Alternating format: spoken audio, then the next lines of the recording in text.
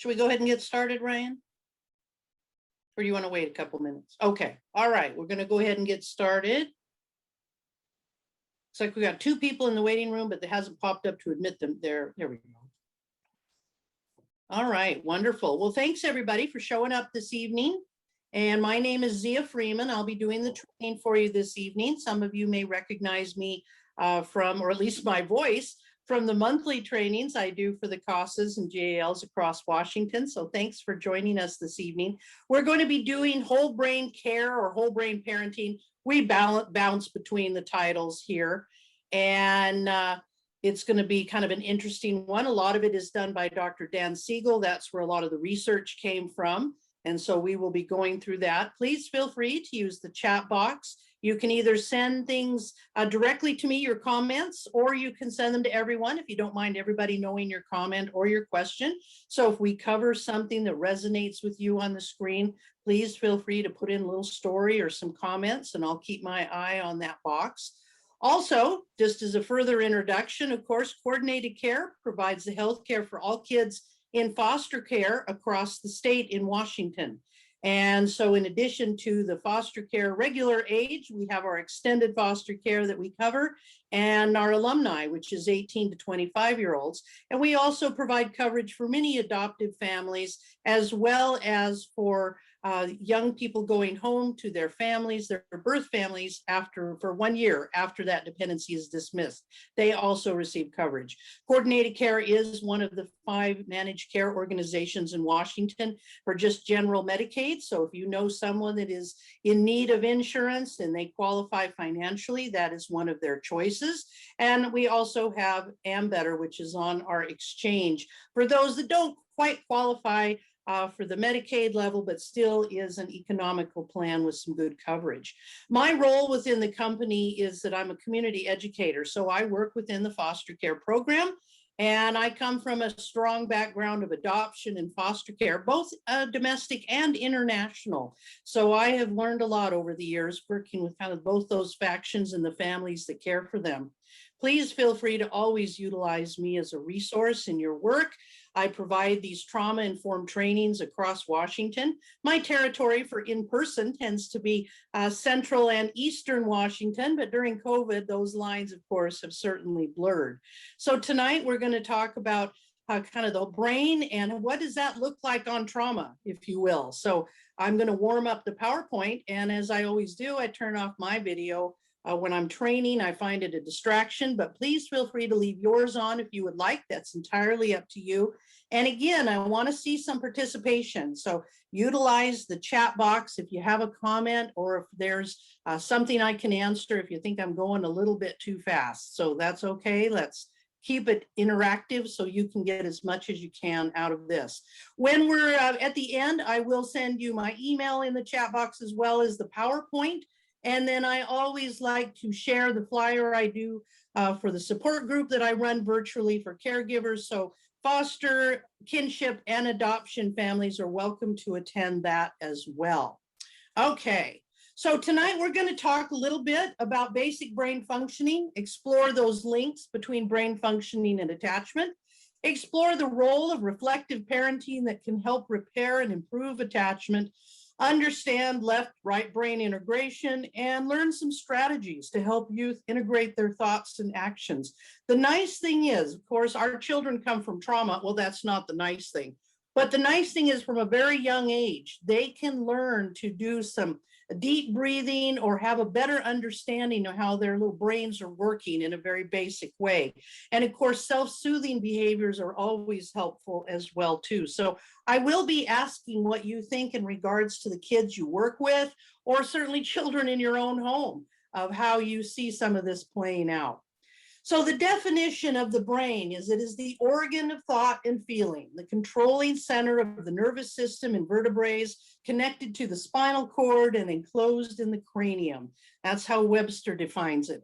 And this is a process that regulates the flow of energy and information, which comes from Dr. Dan Siegel, who of course dominates a lot of the information that we have within this training. So we're just going to talk about some of the 101 here. You're not going to walk away thinking, wow, that was a boring anatomy class I just went to. It's just kind of the basics to give you an overall understanding. So here's what the brain looks like. And basically it develops from the bottom up. So everything at the bottom really dictates our basic needs, such as seeking out food, breathing, looking for sexual activity to keep our mammal cells going, right? And then the higher up the brain, that develops more intensely as we get older. So that's where your logical thought is. Now, the nice thing about the brain is this is the one place we can say wrinkles are really beneficial, because the more wrinkled the brain is, the more experiences it has had and the more it is thinking and doing what it needs to do. So in this area, you do not want to have a smooth brain. That would be indicative of someone who probably was born with brain damage. And so we want to have as many wrinkles as possible in this area. Isn't it nice that they're good for something, right? So this is a fun little exercise. And honestly, I thought it was kind of mind-blowing when I first saw it. This is a great way to discuss with your child or anyone else a little bit about how the brain works when trauma impacts us. So I would love it if all of you would just join me and hold up your hand and make a fist out of it with your thumb tucked underneath your fingers as illustrated there on the left screen. This is the model of the brain, okay?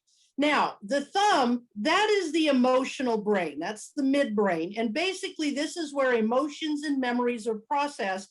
And this is where the fight, flight, or freeze is triggered. And of course, because it's rather large, our thumb, as compared to the other fingers, we can see that if something gets us upset or really excited, boy, there's probably going to be a lot of takeover of the brain because the thumb is quite significant. And I had a caregiver say to me, oh yeah, no wonder my kid is such a pain in the thumb a lot.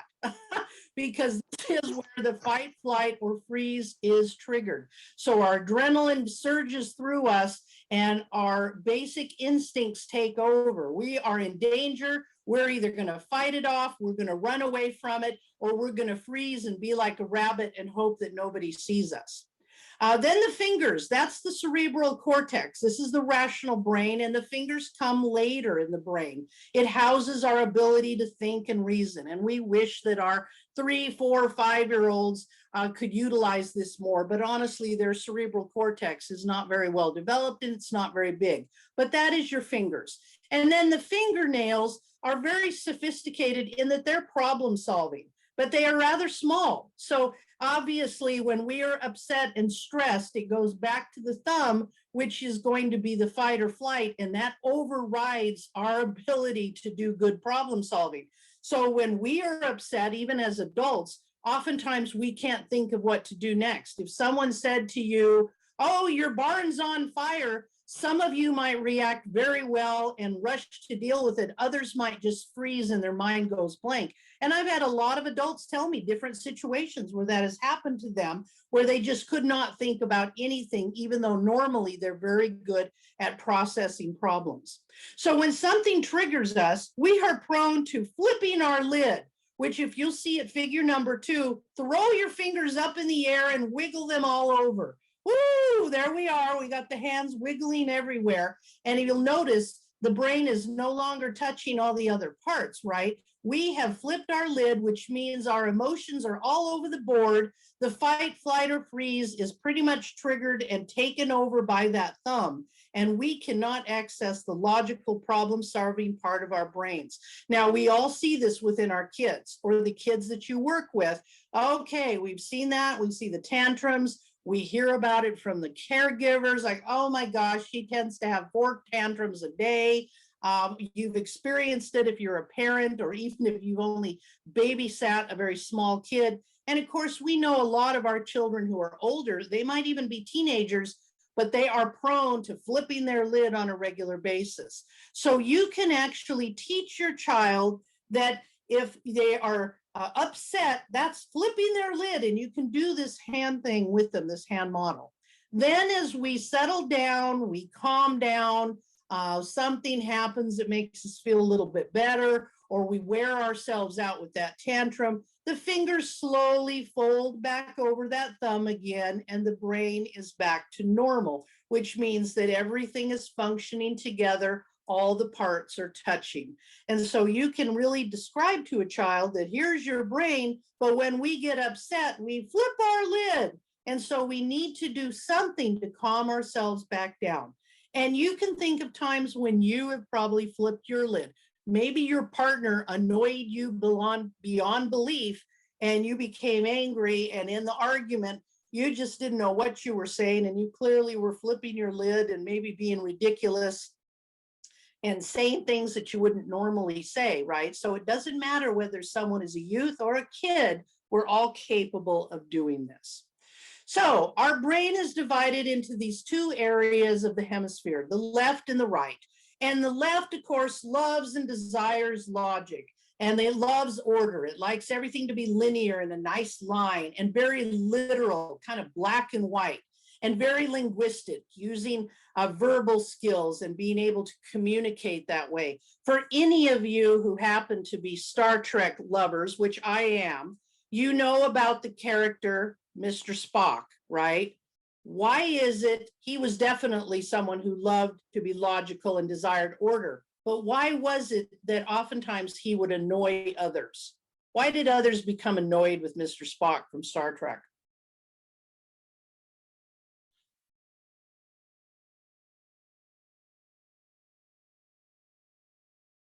I know some of you must be Trekkies out there. Closet Trekkies. He was not emotional. He knew everything, right? Yes, people had a hard time with him because he just never seemed to show his emotion or a lack of emotion. And oftentimes we've all met someone who's like that.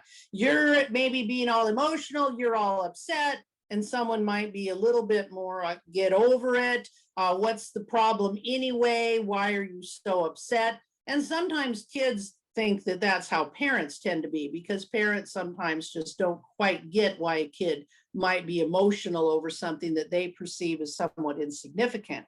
Well, the right side of our brain cares about the big picture, meaning and emotion. We're emotional in this spot, we're nonverbal, we're experiential, and this certainly is young kids, isn't it? And it's actually a lot of kids, in that they tend to be more emotional. If you upset a 3-year-old, or they get a little upset by something in their environment, they will get emotional. There might be crying, there might be yelling. They're nonverbal, often because they just are too young to be verbal. But even when children can speak, sometimes they just shut down when they're upset, or they just start making grunting noises. And in fact, sometimes parents find that their kids don't learn to speak quite as much as other kids their age, because the parents are so good at interpreting their body language and their little grunts and their noises that the child doesn't really see a need to talk. And then they're very experiential and hands-on. This is the kid you go shopping with, and you have to say, stop, put that back, don't touch that, put your hands back on the cart, or hold my hand. No, come back here, do not pick that up. No, don't touch that. Right? It can be really frustrating. Well, kids like to touch things. They like to get that feeling in there. And that's why, of course, it's wonderful to obtain things that your child can get their fingers into, whether it's finger painting, or it's clay, or it's going to the beach and they like to dig in the sand. And of course, we don't always outgrow that either. Some of you probably like that, a tactile sensation. But we're able to control our tendencies a little bit more, in that we're not trying to rip everything open in the packages of the store, and we're not necessarily touching everything. Though heaven knows I've seen enough adults do some of that myself, and I think, how old are you really? But obviously, kids tend to live in the right side of their brain. And this can drive us crazy, because it's hard to talk to them logically. It's hard for them to see the bigger picture. They want to do it now. They want to eat the cookie now. They don't want to wait an hour. They don't want to wait until tomorrow for Santa to come. And so they can get very upset. And of course, there's always that, use your words, please, because children often just aren't very good at communicating. And when they're upset, they're like all of us. they tend to lose track of some of their verbiage. And this can be tough. And world goes, or a life cycle goes in a full cycle. So oftentimes little ones have a hard time communicating or remembering their words when they're upset. Well, the same thing happens to us when we get to be in our geriatric years. And then certainly if somebody is suffering from any level of dementia, or how many of you that might be a little bit older, I'm in my 50s, when you're really tired at the end of the day, are you ever finding yourself not able to find that word that you want to describe something? And you're in a conversation with somebody and this very common word just totally eludes you. And you're saying, oh, that thing that, you know what I'm talking about, right? Sometimes my husband and I are having those kind of conversations where there's gesturing and nearly just guttural noises because we're both struggling to figure out what word we're looking for. Because oftentimes when you're really tired, the brain is getting a little tired and worn out. And so oftentimes talking to somebody who might be in their 80s can be a little bit like talking to a younger kid. And then sometimes people get upset because people can't understand what they're trying to say, or the parent is frustrated with themselves. So this is kind of where we are in regards to these two different things. Now, the upper brain versus the left and the right, the upper brain develops later. This is our older kids. This is, our brains really still are developing through the time of being about 24, 25, though it slows down quite a bit after 18. But the upper brain is where we are once we are past 25. We have the ability, may not always use it, but have the ability to process logic and cause and effect. Use right and left side to develop personal insight, to be logical sometimes, but to be caring and emotional with someone that you care about and having that empathy. And of course, that's where empathy lives along with morality, of course, whatever morality is considered to be at the time. The lower brain is one of the first things that we start to rely on, of course, when we are born and in our early years. So the whole thing of where do I get food? My body needs to breathe. I wiggle my arms. I know how to make myself comfortable when I'm trying to sleep.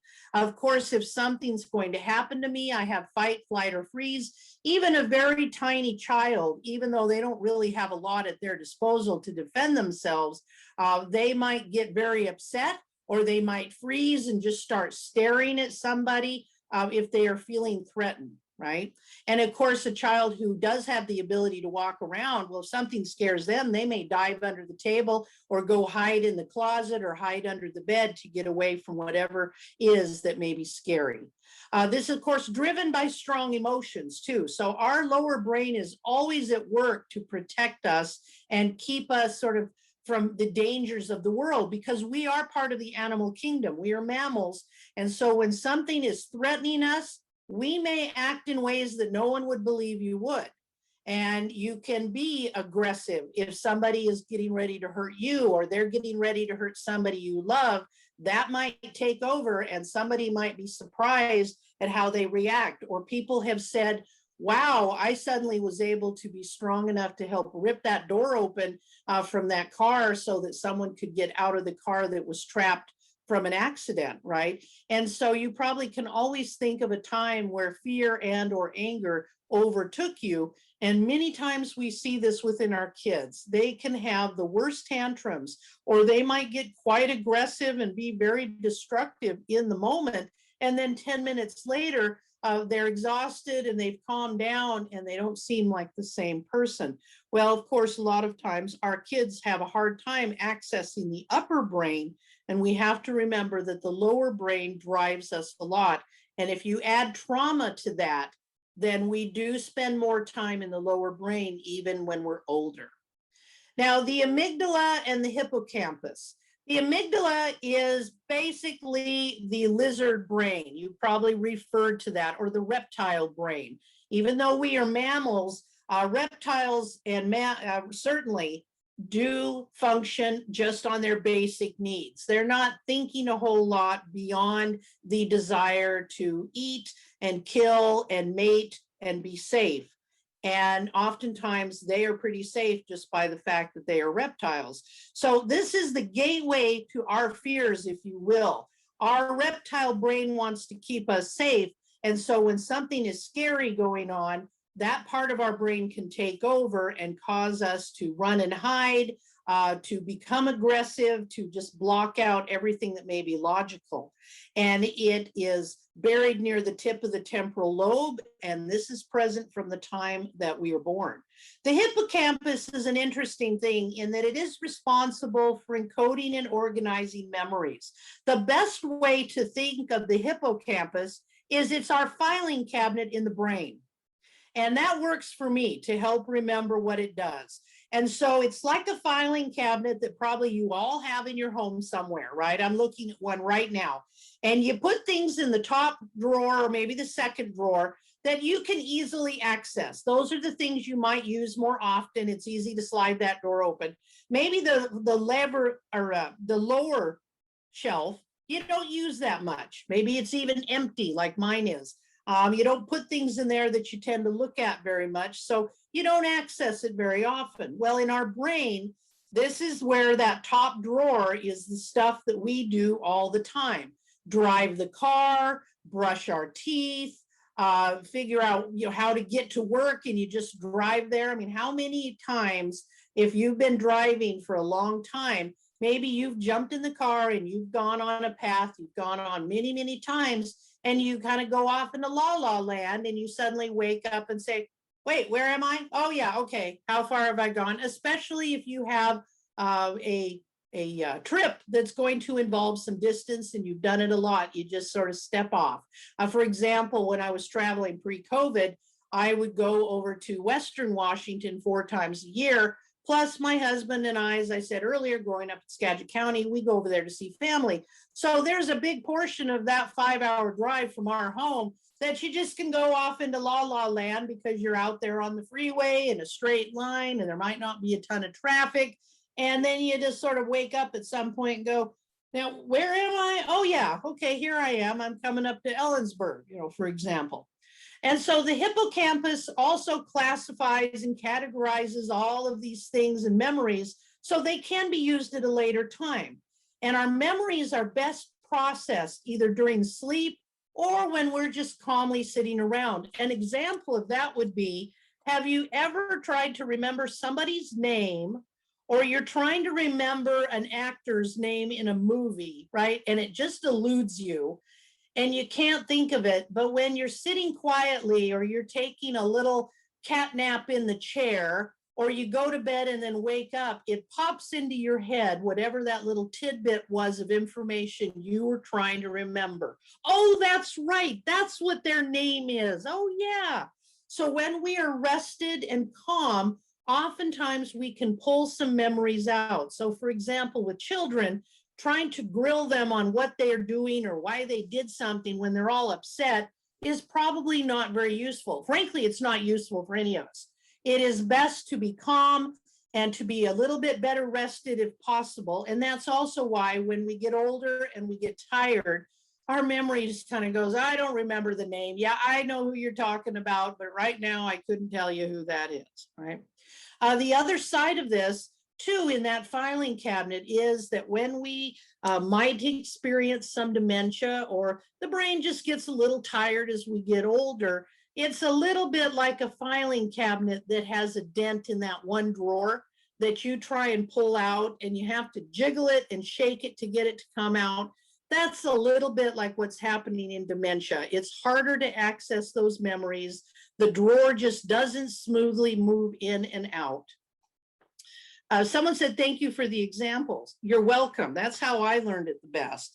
And so I love to think about our brain having these filing cabinets. So when something happens to us, such as trauma, let's say you have a child you're working with and you know they came from domestic violence. Well, if they had a family that the parents or caregivers were always beating on each other, that child experienced that a lot. So it went into the top drawer of their filing cabinet and they were able to access that memory quite easily. Versus, let's say, a child who had parents that one time they got into a really nasty argument one parent slapped the other, but they never saw them do that ever again, right? Well, that memory went into that filing cabinet in the top drawer probably for a while. They remembered that very clearly, but at some point it started to move its way down the filing cabinet, and they might never forget it, but it isn't something they think about all the time. If you are in a bad car crash, depending, of course, how severe it was and how traumatized you might have been, it might have been terrible at the time, but as the years go by, you might have to have somebody remind you of it to have you go, oh yeah, I did have that happen to me. But if you often had a lot of bad car crashes in your world, you just had that poor luck, well, it'd be a lot easier to remember them. So there's some more examples too. Okay, so the hippocampus, that filing cabinet, is located in the medial temporal lobe, and it processes all these memories as well as organizes that information. They're first stored like puzzles and sensations. So it, like I said, if it's something that's not that big of a deal, or it kind of was, but it's been 4 or 5 or 50 years since you thought about it, it really will move into the sensation and kind of fade away. It'll go into that lower filing cabinet. And then, of course, these feelings and impulses can be organized and stored. And as time goes by, it may go from implicit to explicit memory. And then trauma, though, slows this process. So when we sleep, our brain is in essence cleaning its filing cabinet out. Wouldn't it be wonderful if during your sleep, your house cleaned itself? That one would be good. Someone said, like going through labor. There you go. Great example. Yes. Oftentimes, you ask a woman right after she's given birth, how many more kids are you going to have? None. Right? But often women are like, okay, yeah, it wasn't fun, but I'm going to do it again. And I've had so many moms say to me, kind of forgot how much it did hurt with the first 1, 2, or 3 children.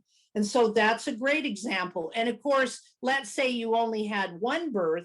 Well, 15 years later, it's going to be even far more faded than the person who might have had 3 kids 2 or 3 years apart, right?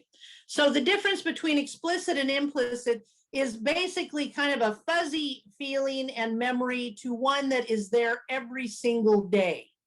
So we have things that we do every day that we may or may not think about a whole lot, but they are easily accessed versus the memory that somebody might have to remind you of when you're talking to a family member or friend. You go, oh yeah, that's right. It did happen that way. Okay. And of course, this can happen with children that when thank you for that question, because when this happens with kids with trauma, or honestly, an adult too, a human, has trauma in their world, and you try to get all those details out of them of what happened, if they are still functioning under a level of trauma and stress, they may have a hard time giving you all the details. That's why it can be very challenging when a child has been abused or witnessed abuse, that you can't always trust that 100% of what they're telling you is accurate, not only because they're young and immature, but because their brain may not be doing with that information what you hope it would. Here's another example. Caregivers often get drugged into their foster child's stories of origin, right? The child may remember that some man hit me, or some woman came to my family's house, and they say, that was you, right? Meaning their foster parent. And the foster parent like, no, hun, that's when you lived with your birth family, or that happened when you lived with that other foster parent a couple of years ago. So children have a hard time really figuring out what was real and what was not. And adults can have this happen too if they have a lot of trauma, because the brain and the body are trying to protect us, are trying to deal with this stuff. And if we have a child or an adult who's not sleeping very well, then it can make it worse because the brain is not able to cleanse itself during the night as readily. And a lot of the kids we work with, right, who are in foster care or newly adopted, they don't sleep very well.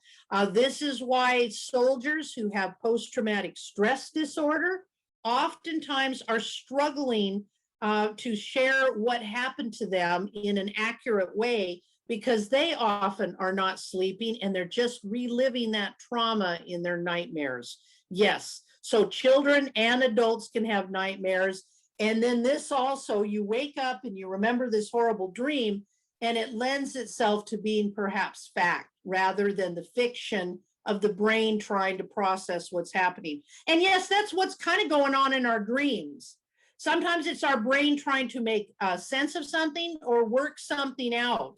And then sometimes, who knows where it comes from? It could be driven by medication. Here's a side thought. You probably have all heard of melatonin. A lot of you may take it. A lot of you know a lot of kids take it because it does help with sleep, but it doesn't have a lot of side effects, except there is one. It can mess with your dreams. And I've taken it and I'm like, woo, there's some interesting dreaming can go on with this. Not everybody, but that is something to consider when children are put on medication. Sometimes you have to weigh the pros and cons because they might have some funky dreams going on. Or I've known people who've said, I had a really bad cold, so I would load up on NyQuil and that would help me sleep at night. But oh my gosh, I'd have the weirdest dreams, right? So medication, drugs, of course, if people are using drugs on a regular basis, can all mess with our memories and our brains, and trauma is a big leader for that. Okay, now, of course, we also have to look at attachment, and that's a big thing with our children. Many of them have had broken attachments, or they're not living with the people that they are very clearly connected to. And this also can pattern our personality. If this is a child who's had lots of different families that they have moved through, and they've had a lot of abandoned relationships, then this can be a challenge for that foundation of how they approach others. And so that's a part of what's going on within the brain too. So here's a course ideal. We want our children to be securely attached. And what are let's see, what are those statistics that let me drag out my bottom filing cabinet. About 30% of people have a healthy attachment style, 30%. Which, what does that say? 70% of us have kind of an iffy attachment style. And so we have to look at that in regards to the people that we partner with. And then when we have children, because we tend to parent like that we are familiar with, even if we can say, well, it's not great how I was parented, when we are under stress, we go back to that default system, if you will. So ideally, though, we want to be securely attached and we want to have the attuned brain. We all seek this out, which is mindful. That's a word everyone's become very familiar with. We want to be in the moment. We want to be connected. We want to be focused on the people that we are to care about in our family, whether it's our partners and spouses, or whether it's our children, or whether even it's connecting to your coworker because you're working together on a very important project. We want to be connected to others in a healthy way, because our attachment style does not just impact our intimate relationships, but it can impact how you are with people at the grocery store or how you are at a party. We want to operate in a state of harmony and balance. And boy, a lot of our kids don't connect to others very well, do they? And they're not really operating in harmony and balance much of the time. We also ideally can regulate our motor activities, which we see in a lot of kids. That is really hard for them. And of course, part of that is natural. They're immature, they're developing. So all children have a struggle to regulate themselves when they're very young. But our children who've experienced trauma, or an adult that you know who has, might seem very immature. And I know you know the kids, but you may also have friends or family members that you know experienced some extreme trauma somewhere along the line, either from their environment or perhaps from a health issue. And you might know someone who's 40 years old, but they act like a 20-year-old. Or this can happen for someone who is clean and sober. Let's say they became an addict when they were a teenager, which is a high percentage of our kids that come out of child welfare. A lot of them start using before the age of 19. Oftentimes an adult who has been using from that young age, and then they became clean and sober, say when they were 35, they'll still act like an 18-year-old a lot of the time, right? Because of the fact that tendency, the drugs and alcohol or alcohol tended to stunt the ability of their brain to fully be able to process and mature the way it should, and sometimes grow. So of course, we want to be in tune with physical, with ourself, with our emotional regulation.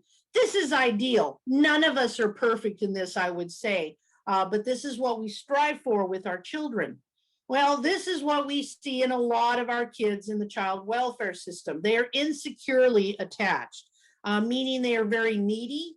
They don't want their foster parent to leave their sight, or they want nothing to do with that person, and they won't touch them, they won't hug them, they won't hold their hand when they cross the street, all these things. They avoid looking in the eye of someone. They avoid having conversations.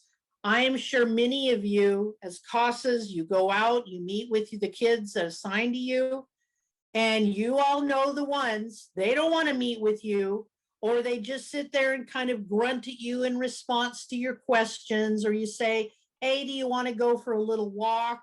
Or what you doing? What you playing with? What are you building with your Legos? And they don't really want to engage. I spent years, not as a CASA, but as a social worker with private agencies, or case manager, if you will, kind of the same term, right?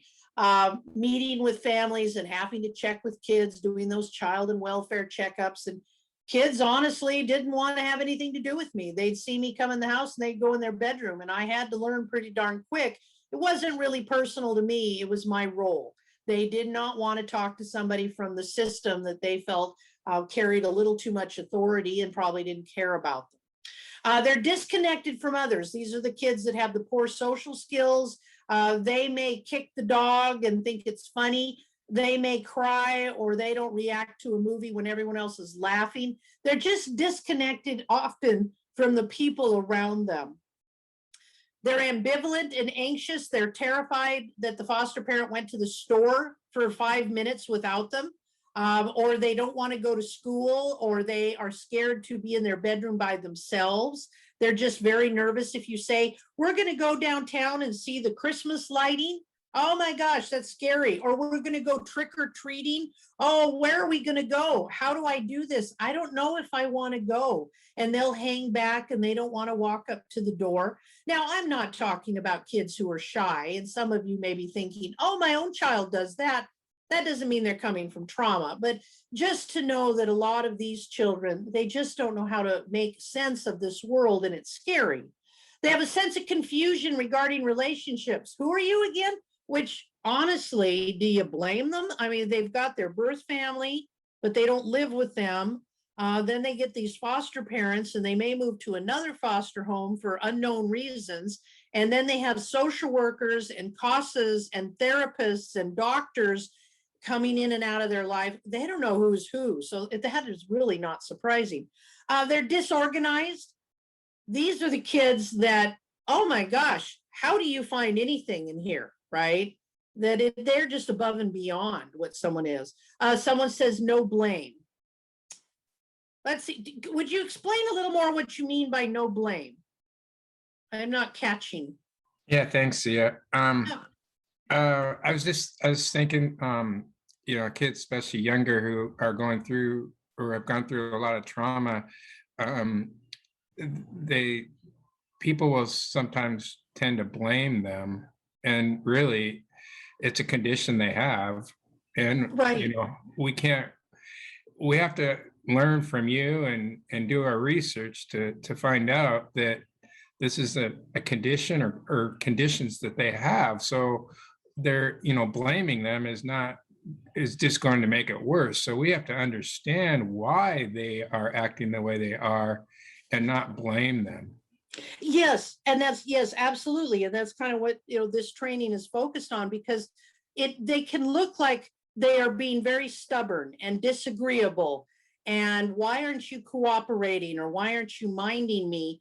But much like a child that may behave in a certain way due to a true organic health issue, Well, this is kind of a brain issue that this is your brain on trauma, right? We all remember those old ads, this is your brain on drugs. Well, this is your brain on trauma that we're talking about. And so it's very hard for those of you that might have joined me last night for my food and hygiene training. As we talked about, it's the brain that is driving that. It is the brain that says, let's root for food and hide it under our bed because we might not find any food later. So they're very disorganized because their poor little brain, their little filing cabinet is a little disorganized. That trauma is dominating often their thoughts, and they're not even aware of that. Even an older kid or perhaps an adult, they wouldn't say to you, oh, my trauma is dominating everything about me. Oftentimes, we're not aware of it. I'm sure many of you have experienced some maybe short-term trauma or a longer-term one, where until you came out the other side and things got better, you probably didn't realize how much energy was spent into that. Like when we don't feel good, you may think, oh, I'm not that sick. But then when you feel better, you go, wow, I wasn't operating on all four burners nearly as much as I thought I was. Someone asked, would being in the hospital for months after birth due to a medical condition be counted as trauma? Yes, good question. It is. And that is also an issue regarding attachment, which we just don't think about. Now, that doesn't mean that every child who's born in the hospital and perhaps were born drug addicted or something happened and they were premature. That's a common one, and they had to be in an incubator or be in the hospital for a while longer, or they had to have a little surgery because they were born with something that needed to be corrected immediately. Those things can absolutely impact attachment, and yes, they can be trauma. And of course, I think the longer we get into COVID, you've probably heard people, or you've said it yourself, I think we're all a little traumatized. Look at what's been going on. Not only have we had the actual virus that scares people on a varying level, right? But then we went through a very heated election. And then now we have lots of people who are in power taking over different levels of things. And no matter what side of the fence you are on, there is the trauma of, do I get a vaccine or do I not get a vaccine? Am I going, oh my gosh, I'm going to lose my job if I don't get a vaccine? Or if I get a vaccine, am I going to grow a third arm? Because it depends what storyline, what news, everything we're hearing, right? I think we are all feeling a little bit of that. And some people were more traumatized than others. Some people lost their job. Some people got very sick, or they may have had someone in their life die. Some people absolutely hate working at home, while others loved it. Other people didn't work at home and they were terrified to go to work. Perhaps they worked in hospitality and they said, I don't want to work at Fred Meyer's anymore because I'm scared to be in the public. So I think we've all experienced some little level of trauma. And then, of course, like anything, it's on a continuum where some it might be fairly minor, and other people, it's very clear where that's happening. And then our poor kids are caught in the middle of this, because if they're living with a family who's also experiencing their own issues, and now this child brings their trauma to the table, and it's made worse by not being in school, or now they're back in school, and talk about disorganized. I've talked to a lot of caregivers since September who have said, oh, yeah, the poor school is having a hard time, or teachers are struggling because now they have to get kids used to going back to school, sitting quietly in a classroom, working on your work, staying away from each other, quit touching that person's mask, right? All these things. And then, so that was my little side tangent, my apologies. But we are also fearful of attachment figures when we've had trauma. So our kids are scared of the very people we place them with. For some of our children, post-traumatic stress disorder is all tied into attachment. And how scary is that for these poor kids whose brains are screaming, you can't trust adults, they're going to let you down, yet we're saying, here's your new foster mom and or dad, and you need to attach to them. How scary is that? So is it any wonder that they're a little bit scared of the new dad because their past dad did something to them, or their mom abandoned them, and now we have a foster mom, and you're trying to tell me she's amazing. Well, my experience is moms are not all that amazing. And on top of that, their little brains are just completely disorganized and confused. Now let's talk a bit about mirror neurons. It's a tough one for me to say. Basically, what are those? Well, that's what's happening in attachment. This is how a child starts to develop relationship and learn social skills.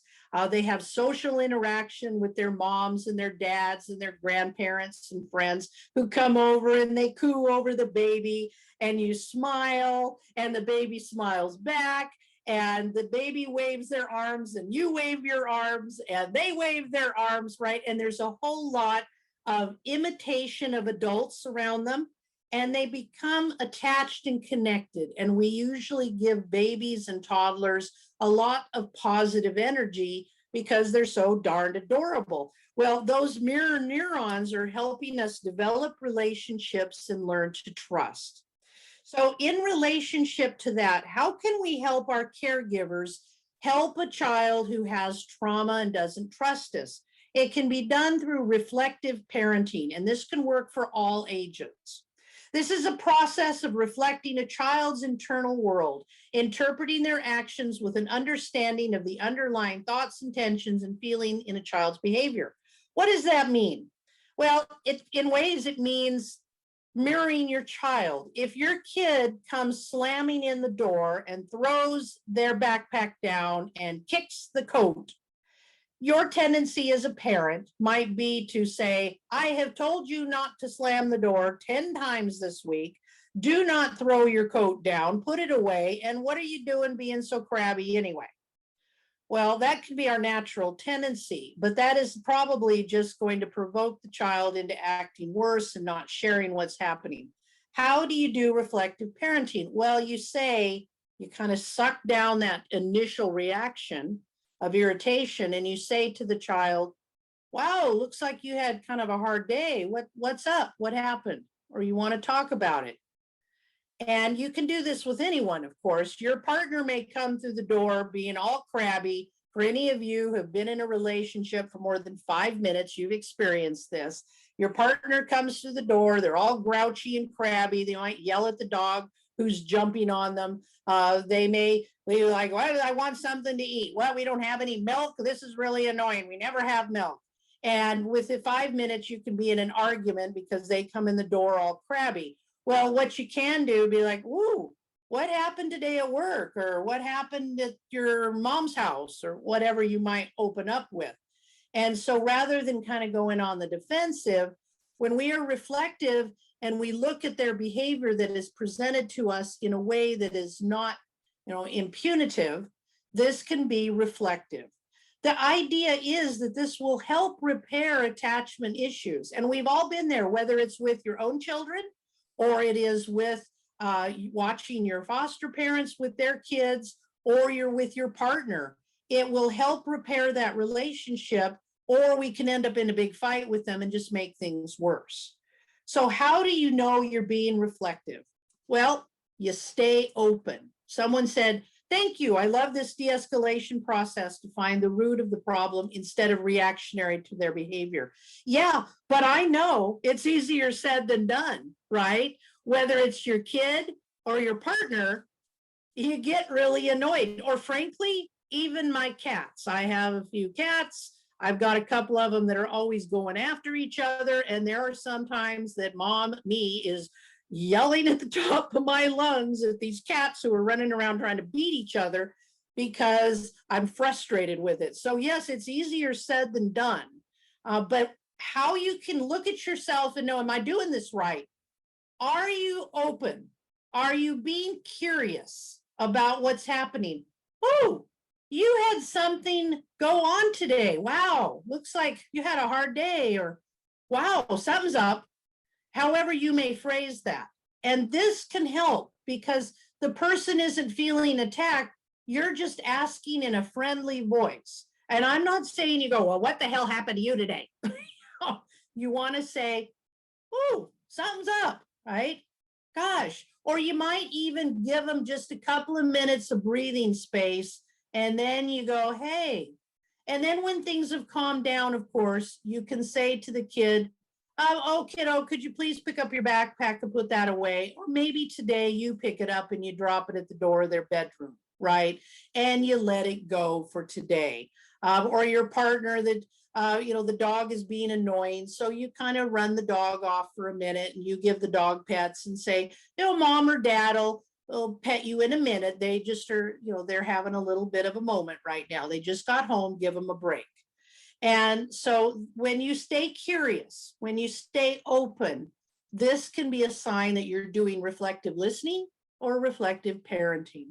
Someone said validating a child's emotional feelings is a first step in the process because kids learn what we do and how we act. Yes, they do. And honestly, we do that with our partners, don't we? We tend, when we love someone and we care about them, we mirror back what we're seeing and what we're reflecting.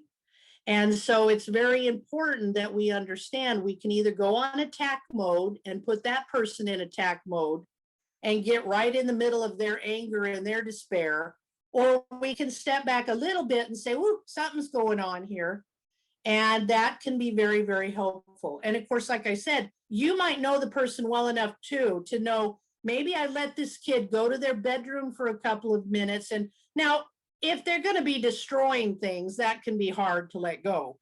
But if they're just going to go in there and sit on their bed for a minute, grumble, that might be a chance to just let them have that.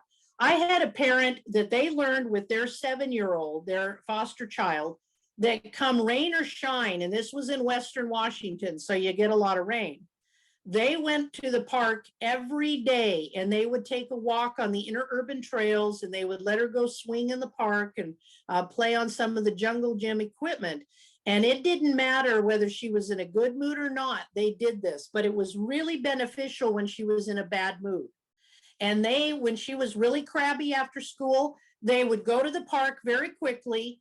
They would let her walk along the trail in front of them, and she might kick rocks and be up there grumbling, or she might be following them, right, grumbling along. But when they had moved along the trail and she'd exercised and stretched her legs a little bit and gotten some fresh air, oftentimes they could tell that she was calming down. And then they would say, "Gosh, kiddo, what happened today? Seemed like there was something kind of challenging for you." And she would generally then talk to them in a fairly peaceful way, even if she was still irritated, and tell them what had happened, versus them trying to get it out of her when she first got home and or not let her go to the park.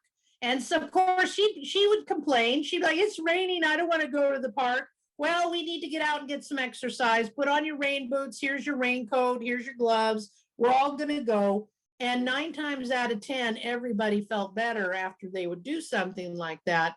But the parents would try and let the child vent herself for a moment or two so that they could stay a little bit more open. And of course, we've all been there, right? Maybe you're the person that when you drive home from work, you need a few minutes to yourself, and your family knows this, or your partner runs interference for you. And it's like, let mom or dad have a couple of minutes to themselves so that then they can calm down a little bit and be present with the family. So trauma in the brain, of course, is associated with literally the reduced size of the cortex. And it isn't necessarily that it's shrinking, it's just it's not growing. And so if your kid you're working with can't seem to remember anything, or they are struggling with having the language skills that other kids of their age have, or they just don't seem to get math or English or history or any of their topics that they're learning at school, this is often because of trauma. Our poor little brains can only hold so much. And so if you've had some trauma going on in your world that dominates you, and that thumb is still saying you need to not trust anybody because the world's not been a safe place, well, that big old thumb is dominating part of your brain. And so that crosstalk that convinces us to not do something and says, "Oh, this sounds like a good idea. No, you shouldn't probably do it." Well, oftentimes it affects that. And so the kid even though they know they shouldn't do something, they may do it anyway. And part of that is normal development, but when there's trauma involved, it's even more so. This is where self-soothing and relaxation can come in. What do you see, any of the kids that you know, what do you see them doing for self-soothing? Or what does a caregiver tell you that a child does to make themselves feel better? Just what you know of. Of these kids, what can they do to self-soothe? I had a traumatized child who would listen to music, and we also made her like a little box where she could just put whatever she wanted in it, something out of a magazine or just things, even textile things, paper, Yes, little bubbles that pop. that you And can so play with. yeah, would put whatever she wanted to in this treasure box. So then when she'd start getting upset, she knew she could go and she could pop puzzles or tear up a magazine or whatever it is to just take her brain somewhere else for a while. Yeah, and that's a good way to put it, taking your brain somewhere else. Someone said rocking, running in circles, thumb sucking. Yes, and sometimes it may look pretty funny if you've got a kid running in a circle. I've also seen self-soothing behaviors that are really bizarre, and this is where a lot of my international adoption experience pops in, because kids are more black and white, if you will, in regards to how they show self-soothing, because many of them have been growing up in orphanages, kind of in a little low-level trauma for their entire life. So you might, yes, have children banging their head, and you think, how is that self-soothing?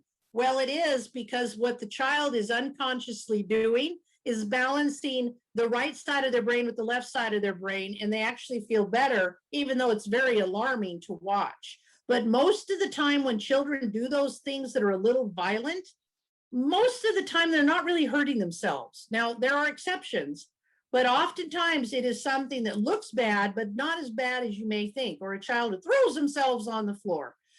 Yes, playing with themselves, masturbation. Let's face it, no matter what age you are, that is a self-soothing behavior. Now, it's a little alarming to see a 3-year-old going at it like crazy on the couch, and you have to educate your children. We don't do that at the dinner table, okay? But we don't do that in the middle of Target. But that is absolutely a self-soothing behavior. And aggressive can be a part of that too. Now, that doesn't mean you don't intervene. Just like cutting on yourself can actually be a self-soothing behavior, but you do need to intervene on that because that can be dangerous. Someone says, does the prefrontal cortex grow to normal size after trauma with proper intervention? That's a good question. I honestly don't have the specific question or answer to that one. I do believe, yes, it can continue to grow. And also the brain is amazing how other areas will come in and compensate for the damaged area, if you will, right? So it's really fascinating how the brain can develop new areas to compensate for an area that is struggling. Someone said, yes, their child they knew of masturbated. She was removed from one home because of it. But luckily, the current home doesn't shame, just tells her it's private. Right, you don't do that at the dinner table, please. Yes.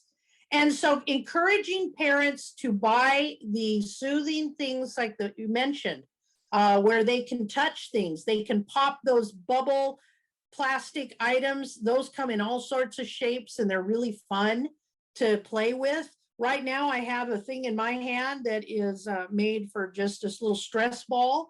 I have stress balls on my desk that look like farm animals. They're so darn cute. I couldn't help but buy them. But there's lots of things now that you can hand to a child that when they're stressed, they can keep it in their pocket or their backpack, and they can just play with that. And that can help their brain focus on doing something like this rather than having that big screaming tantrum that nobody wants to see in the middle of Target and causes parents to want to have their own tantrum, right? It's a lot easier to do reflective parenting if you can get the other person to engage a little too. And teaching children deep breathing. They call them different things. There's the square, where we take in a deep breath through the nose. Everybody take a deep breath through your nose right now. And then let it out through your mouth. Woo. right? Well, you can teach children to do this and draw an invisible box in the air. You inhale at the top and then you exhale on the sides and then you inhale at the bottom, and you can do it as many times as needed. And children will pick this up as young as 2 years old. You can do a little bit of yoga. You don't have to do 30 minutes, right? You could do a little downward dog and get the child to do it with you. And if nothing else, they'll imitate you because they think you're funny looking. But it can help distract a kid. I had one parent who said she didn't know what to do with her kids really out there tantrums at home. So she would start doing yoga poses because, first of all, the mom was getting a little crazed with the child's tantrums. So this helped her a bit, but then the child would stop her tantrum to stare at the mom, and pretty soon she was doing it with her and kind of forgot about what may have upset her so much in the first place. And then they could talk about it later when the child really was calmed down and had stopped flipping her lid, and her little hand and her brain went back to normal. So in school-age kids, trauma undermines everything that controls the fears, anxiety, and aggression. So when they're very upset, of course, they're sitting in classrooms worrying about what is happening with their family. Am I going to still be in the same home after I get out of school? My mom, my foster mom, was mad at me before school this morning because I was doing something. And is she going to get rid of me this afternoon? So they spend their time often in school not focusing, and then they get diagnosed with learning disabilities.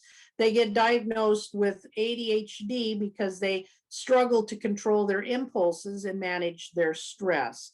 Yes, someone said being funny can make the child laugh. Exactly. And who hasn't even had your partner do that from time to time? Maybe you're having your own little adult tantrum and your partner teases you and you want to stay mad, but then you end up laughing, right? It can work for a lot of people. But you do have to be a little careful, because if a child thinks that you're making fun of them, that could make them madder. But if you know them, then this really can work. Finding your happy place, helping a child figure out a happy place to be. Is it the beach that they went to? Was it meeting Mickey Mouse at Disneyland? What was it? Is it the fact that they're going to go see mom this week for a visit and mom's good about showing up, so we know it's going to happen? So that is a wonderful suggestion as well. Thank you, Tim. I appreciate that.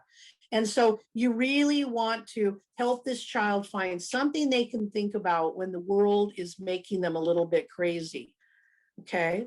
Right. So again, we're just trying to help our poor kids manage their stress, but then they end up getting all of these challenges and having teachers say, well, they're not paying attention in school. Well, if you knew their background, you'd understand why. But when we can help children learn to do self-soothing, maybe help caregivers, daycare providers, or teachers know what can help calm the child, then this can make everybody get along a little bit better. Now, in adolescence, this will develop, interfere with that development of really thinking about long-term things. Now, again, our teenagers don't always think that way, but these kids really don't, because they've had trauma. So you may have a kid on your caseload who is an adrenaline junkie, and you think, wow, this kid would walk off a cliff if he could. And I've had a lot of parents say that. They say, I don't know that this kid would stop themselves from just walking into traffic if they wanted to get across the road now. And so this is often the way the brain is just a little confused about how does it appraise danger. They really don't pay attention to that. They see nothing wrong with, why shouldn't I go downtown with my friends in Seattle at 3 a.m.? Why shouldn't I go downtown Spokane at 3 a.m.? What's the problem with that, right? Why shouldn't I meet this guy who's 40 years old I just met on the internet a week ago? What could possibly go wrong? And you're just speechless because you can't believe they're saying this. They have a hard time, of course, meeting those longer term goals. And this may be literally like going to class today. It may be literally, you need to turn this paper in so that you can get credit for having taken the class, and they just don't get it. And sometimes longer term goals can be even 10 minutes. You give a kid a paper to turn into their teacher, and it never makes it from their backpack to the teacher. So oftentimes it can seem like this child is completely scattered and they don't know what to do, and their executive functioning is completely out of control. But a lot of times that is because of what's going on in that brain. So the self-soothing, and of course, trying to find ways to help them sleep better, can help bring a little bit of that in control, in addition to all the other things such as consistency, possibly needing therapist, maybe some medication. You know, there's a lot of things, of course, that can go into play to help deal with a child's trauma. Someone said they like the breathing, the different ones that your granddaughter was traumatized. So we go in through your nose and out through your toes and kick it out to the curb. I like that, right? That's great.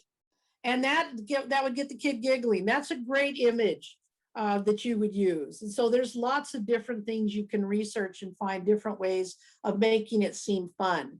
And this is pretty common and normal for these kids. Yes, a lot of these behaviors, because of how their family behaved, they don't see anything wrong with it. So part of it is indeed the environment they're used to, just like your kid might be someone that you're working with that came from a household where everybody drank a 6-pack of beer at night. No big deal. It's just normal. Don't you do that, right? So part of it, of course, is just education on this is appropriate behavior. But the other part of it is helping them to figure out, how can I make myself feel better in this crazy world I live in? So we want to calm the child. Meditation is a way to do it. Now, that's a word that some people go, oh my gosh, I'm not getting into that touchy-feely stuff. You don't have to be formal about it, right? Just what works for you. Going for a walk, staring at the changing leaves of fall. I live in the country, and we came to Eastern Washington 4 years ago from Western Washington. And I love the fact I can see the stars over here. And because we're at a higher elevation and the nights are often clear, the stars seem to be so much closer. And it is really soothing to me to just go out onto my dark, quiet back porch and just look at the sky. And I often think, why don't I do this more often? Because it's a way to just for a couple of minutes, take yourself out of your body. So helping your child, figure out, what is it we can do? Work with the foster parent to find things that that child likes to look at or think about that they can help meditate. I know one family that they have foster kids quite a bit. So they have probably 6 people in their house at any given time. And the kids do come and go. Sometimes they have respite, etc. So it can get a little chaotic. So before meals, they have everybody stand behind their chair and everybody takes 3 deep breaths.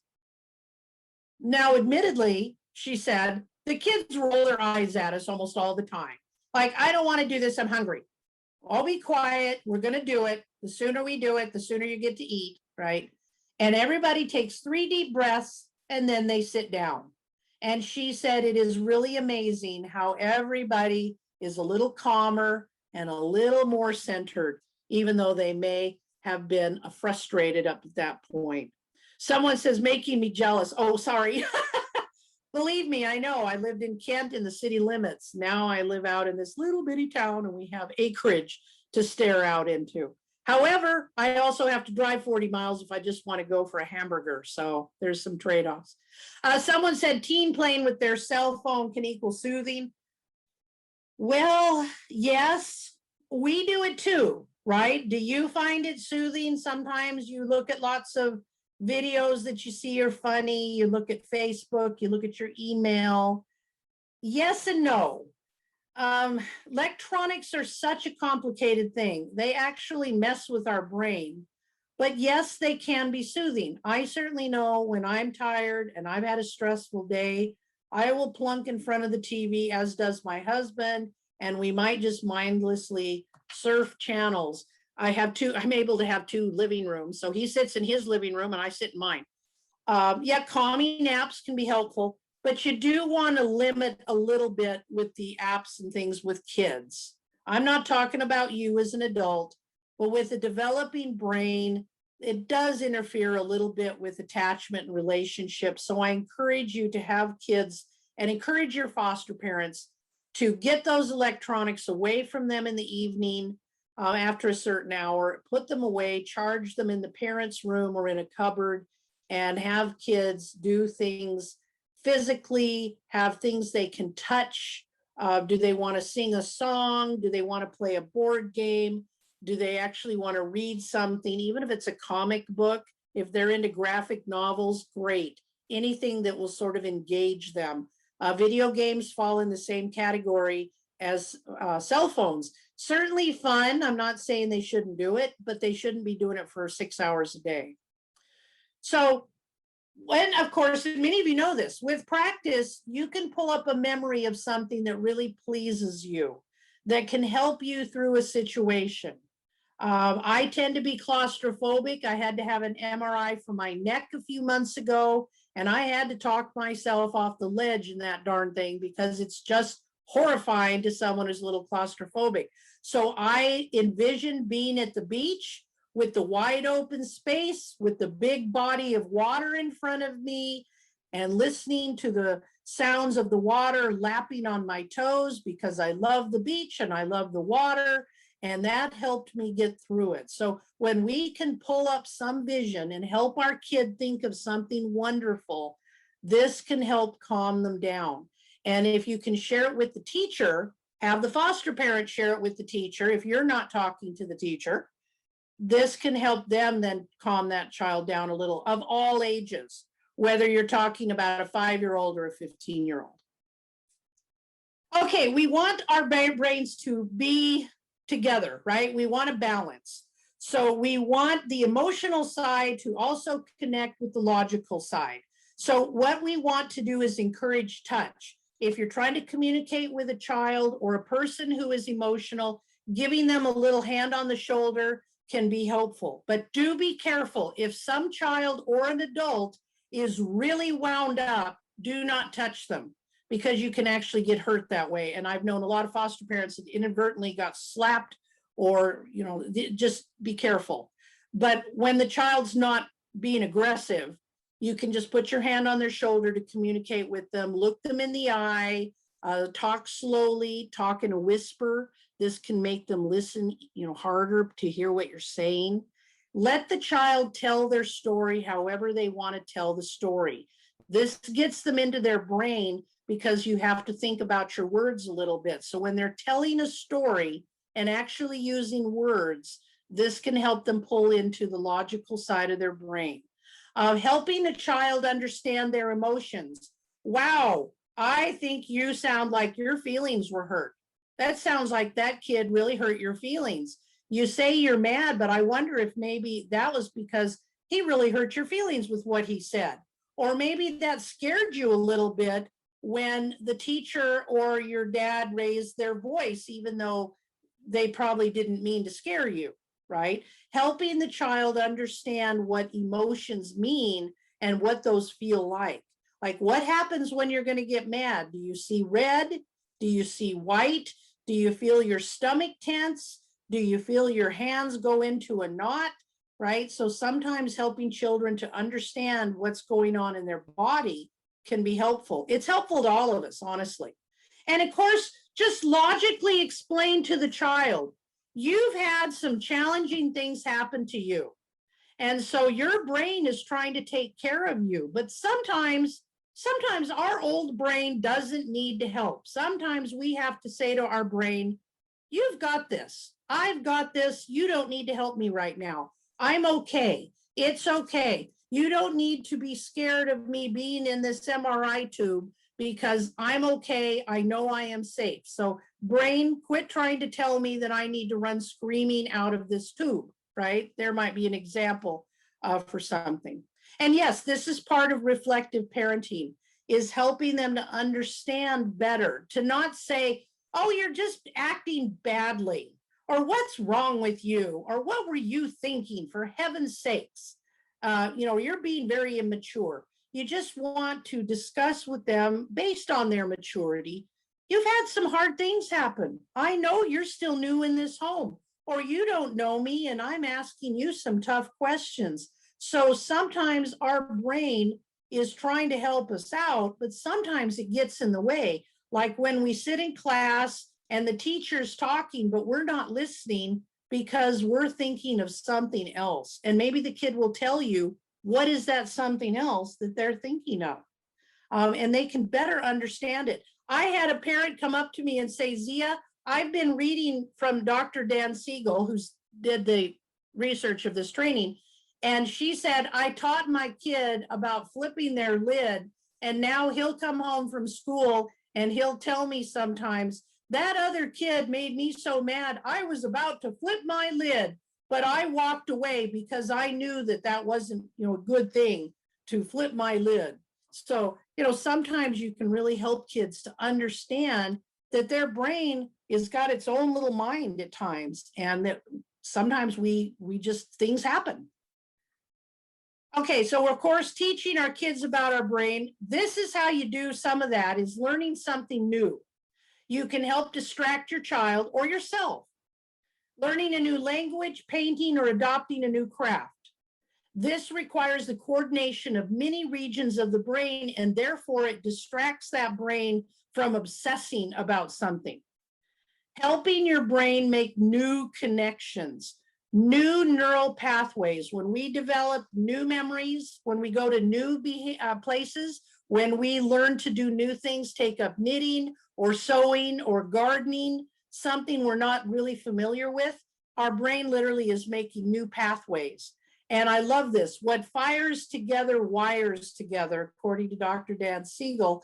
And this is great because when kids learn something new, it is distracting their brain away from that trauma, and it is overriding, if you will, that pattern of their brain. So when they're with a healthy family and they can see two adults have a little disagreement, but they don't end up in a big fight, this helps overwrite that old information and helps that child's brain to understand that what went on before doesn't always have to happen. And therefore, that new information helps move it to the top of their filing cabinet and pushes some of the old stuff down a little bit. When we have a conversation, we exercise our brain. So encouraging children to talk, to chatter, to sing, to do something along those lines of communication, it helps exercise our brain. And then confusing our brain also wires in new pathways and makes more wrinkles, if you will. Go home and have your family, well, you're not going anywhere, you're on your webinar, right? Let's pretend I'm in front of you. You go home and you eat and brush your teeth with a different hand. Have you ever brushed your teeth with the opposite hand? It takes all my brain power to do it. And you're supposed to brush your teeth for 2 minutes. Well, it feels like 2 minutes goes on forever because I'm paying attention. Am I doing this right? Am I being messier than usual? It really does take up your brain. Just like if you rub your belly and pat your head at the same time, that takes a lot. I'm doing it right now, and I sometimes can do it, sometimes I can't. But it takes a lot of brain power to really do that. So getting kids to do things like that can really bring them into the present and help them rewire that brain a little bit. And of course, we switch things up with a completely new set of stimuli. And if it's positive stimuli, that's good, such as having a fun time, actually experiencing the holidays in a positive way with the new family, getting to see their family in a healthier way. If mom is getting clean and sober, maybe they really like their teacher, or they're learning something at school that normally they struggled with. Anything that can be a new set of stimuli. Maybe they read more than they used to, or you have them listen to audio books. This can be a helpful thing as well. So giving the foster parents some ideas of how can they get this kid's brain to switch up a little bit can help. Whoops. All right, so our cognitive mindfulness, what we're seeking within ourselves and our children, is non-reactivity, helping a child know that just because that other kid irritated you or the teacher doesn't mean that we need to scream and yell or jump on the other kid and beat them, right? Maybe we just grit our teeth a bit and we walk away, or we sit quietly in our chair and we play with our little stress ball if the teacher is being a little annoying or a little boring right now. Observation, we close our mouth and we watch everybody around us. What are we learning from that? So the child who's constantly talking, sometimes they just need to observe and play games like, let me show you a picture of a few things, and then I take the picture away and you tell me, what did you see in the picture? This can help children to start be a little more observant, and they can learn that this is a good skill to have. Acting with insight. Okay, this kid clearly is being kind of a jerk today. Maybe they had a bad day and I just need to not react to them. Just like a parent might say, looks like my kid had a pretty bad day. I'm not going to get all over them today for throwing their backpack down. Describing those feelings. So what did it feel like when your friend irritated you or hurt your feelings? Or before you wanted to jump on somebody, how did that feel within you? And of course, be non-judgmental. Gosh, kiddo, sounds like you had a hard day, or sounds like you had a great day, or yeah, I can see why you're upset, or I understand that you don't like being grounded from using the video game all day long. I get it. Sorry, though, it's not good for you. And we're not doing that in this house. We're not spending 6 hours on the video games. Let's do something else. But you're non-judgmental about it. You're not yelling at them. You're not saying you're wasting your brain. You're just like, sorry, this isn't going to happen because it's not good for you. Okay, any questions, comments, anything you would like to share or ask? And in the meantime, I will put my email in the box and I will give you the PowerPoint so you can refer to it later. And Dr. Dan Siegel does have several books out. He has some wonderful little statements, like what fires together. Now I've already forgotten it and I read it to you. It's in there. See, the words are leaving me. And he has some wonderful things like that. So let me get in here and give you the PowerPoint. I just need to find it in my files. Again, put in questions or comments. I have a couple more minutes here. I'm trying to be good about not running over. What are we talking about tonight? We are talking about whole brain care. You can tell I need to clean out my file thing here.